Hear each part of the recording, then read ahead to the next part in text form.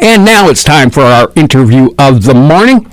And on the phone, all the way from Michigan, Queen Anne. She's an author. Good morning.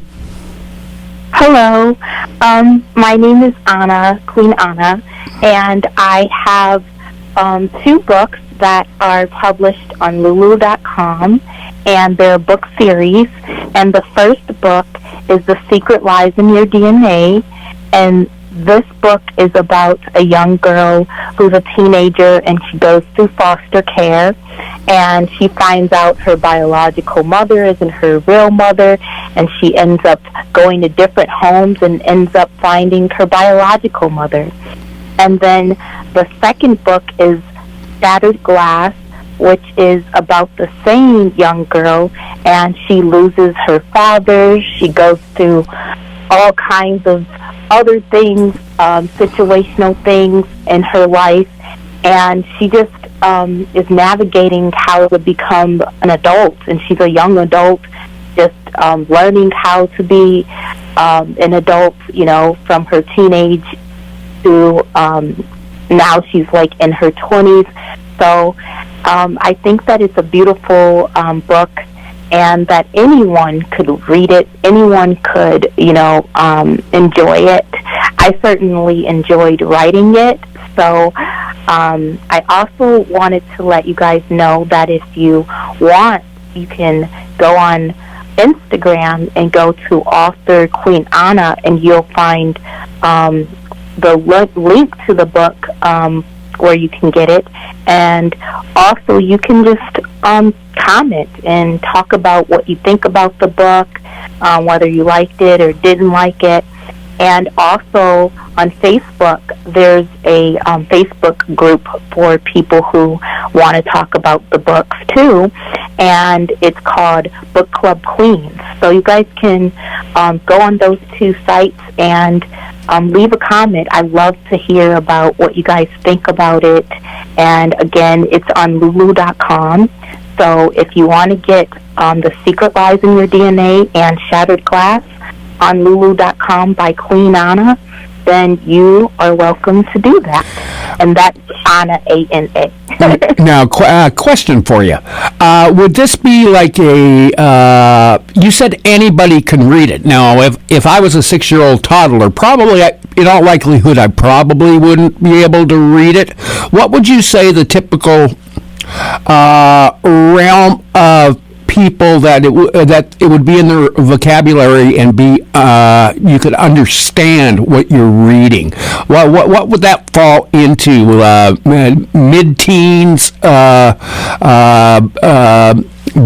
baby boomers, older folk, younger folk? How would you classify that? I think that anyone who's in elementary school, about maybe in 5th grade and up, would enjoy it. Even older people would enjoy it. I have a person who is a friend that is in her 70s, and she enjoyed it so much because she loves kids' books too. So she enjoyed it. She said it was easy to read, and not too many books to keep her attention. And not only that is people think that the book is about me, but it's not. So I know that people will enjoy it and be able to relate to it, because people in my life that bought the book, my friends, and then people that I know from a group, none of my family members bought it, but the people that I interact with online, they have bought it, and they said that they actually like it. Now, what gave you the inspiration to write this? Was this just something that it popped into your head one day, and you're like, hey, that's not a bad idea? Scribble it down, make some cliff notes and stuff, and then kind of take it from there. Or what was your inspiration for putting this together? Well, as a young girl, I used to love creative writing because I could just write anything I wanted. And so I told myself, well, you should just write a book. And there was some things that I, experienced as a kid, and I wanted to be able to put that in a book without actually making a memoir about my life, And so I just decided, hey, you know what? I'm going to put some of the things that I experienced in there, but then also thought about how would I like my life to change? If I could have changed anything in my life, how would I like it to change? Where would I live if I could have chose to live somewhere as a child? So I decided to think about all of those different things, and I just kind of was building like a fake house, a fake scenery, and fake people, kind of like a kid would do, when they're, playing with Barbie dolls or something like that. Like, I just thought about that, as a child. Like, I used to just, make up stories with my Barbie dolls, and so that's kind of how I formed this book, these two books, is just thinking about how would I like my life to look like, and, if I could have changed it, or what have I experienced in my life, and what do I see out in the world happening today. So I looked at all of those things. So this would be basically a work, a fictional work, not non-fictional, based on a person. Right. So it is fictional. Like I said before, some people thought that it was real, and even I let my mom read the book, and she thought it was real. She thought it was really me, and she knows my life, and she knows where I've been. I would hope so. But she still relates the book to me, and I'm like, Mom, it's made up. You know that didn't happen. Interesting. And what were the titles of those books again? The Secret Lies in Your DNA is the first book, and then Shattered Glass. So you would want to read the first book before you read the second book, because it would just make more sense to you. And that would be available on, what was it, Lulu.com? How do you spell it? Lulu.com, and that's LULU.com. Easy enough to remember. Yeah, and then the books are by Queen Anna, A-N-A, Queen, and then Anna, A-N-A. Oh, so just a single N, not two N's. Yeah, correct.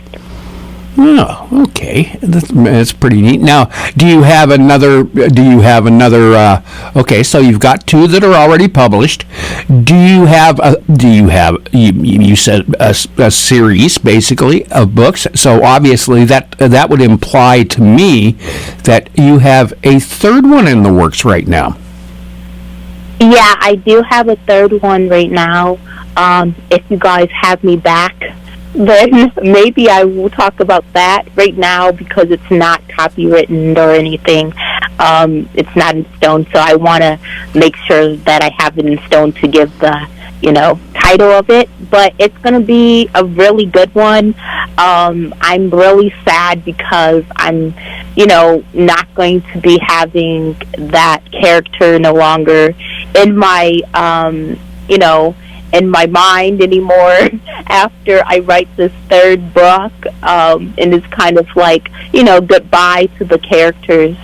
But I had a really good time writing the two books, and I'm having a good time writing the third book as well. How long okay, so let me back up here. So, saying goodbye to the character, that's kind of like writers for TV and movies and stuff like that. Eventually, your lead character or one of the other characters that's enduring to the audience is going to basically disappear. Yeah, and I think because, once you read the last book, there's nothing, I don't plan on, making another book with that series. So she's kind of like, gone. But I mean, you can continue to read the book over and over and over again. I also wrote 2 scripts that are pertaining to the books as well. So they're going to be made to be on the screen as well. And I just inspired to get a Grammy, an Oscar.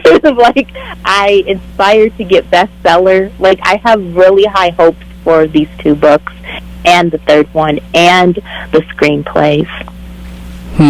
Well, one of the other authors I've actually had her in station quite a few times and talked to her quite a few times.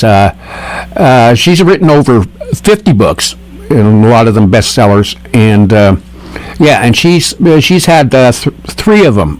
Two of them were done for Lifetime, I believe. One Lifetime, one Hallmark Channel, and one the Great American Channel. I believe that's what it's called.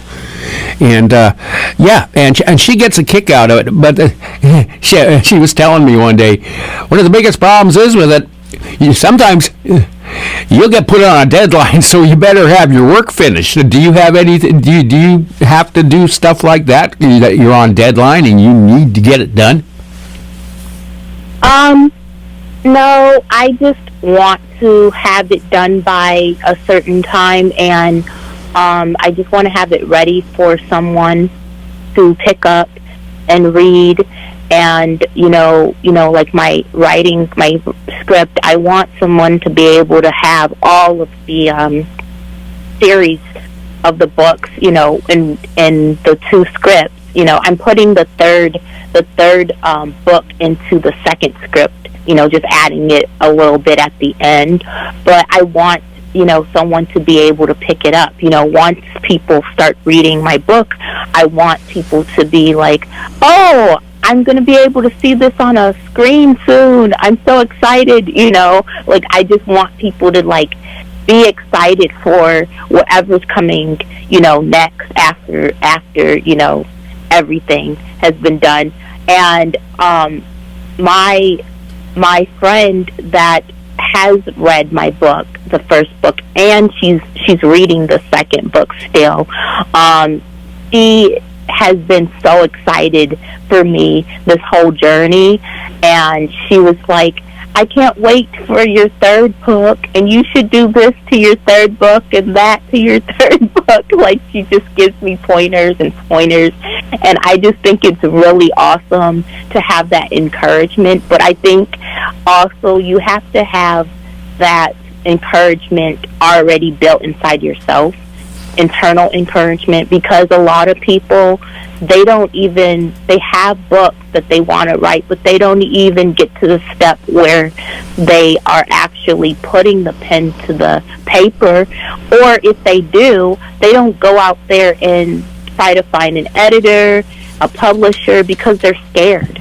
And I don't think that you should be scared to do something that you did the best that you can at. People are not going to always like what you put out there, but you liked it before you put it out there, so who cares? That's very well. That's very, very well stated. So when should we expect the 3rd one to be coming out? Do you have a timeline for that yet? I'm thinking in the summer of this year. I want to do it. If all goes well with editing and all of that, right now I'm on the 4th chapter of writing for the 3rd book. So I think I can do it, because they're actually both 2 short stories, and the first one is about 70-something pages, and the second one is like 60-something pages. So they're short stories, and that's just the way that I like to write. Short and to the point with each of my books. And actually, the first book, I did not think that I was going to make it a series. I actually thought it was only going to be 1 book and done. But I just continued the story. I said, this story needs to be continued. So I decided to continue it, but I know the third one is definitely going to end. Tell us again where they can that website that they can go, or you gave a couple social media links there too. Can you run us through those again? Okay, so if you guys want to order my book, you can go to lulu.com, but you also can go to Instagram at Queen Anna, author Queen Anna, I should say, and that's ANA for Anna, and Queen is spelled just like it sounds, and author is spelled just like it sounds. But also you can go to Facebook at Book Club Queens, and you can write a review. You can talk about the book. Also, you'll find the link to the book on both of those sites. So if you can't, if you don't know how to look for me, you can find the direct site to get the book on both sites. So I really, really, really hope that everyone takes a look at the book, and from what they heard, I hope that they find the synopsis very interesting. I think that it's going to be a very good movie. The movie is good based on who writes it, but also the characters that play, the people who play the characters, make the movie good. So I really do think that the movie's going to be good, because I have people that I want to be in the movie, even though I'm not necessarily in charge of that. I do have a vision of who I want to be in the movie. So I really, really, really hope that all goes well, and that I see people buying these two books. 9:23 in the a.m. this Monday, March the 10th. We've been having a chit-chat with Queen Anna. And you've got my contact information, because you called me an hour before the interview. And so when that third one's ready to go, give me a holler, and we'll get you back on there. All right. Thank you so much for having me. You're more than welcome.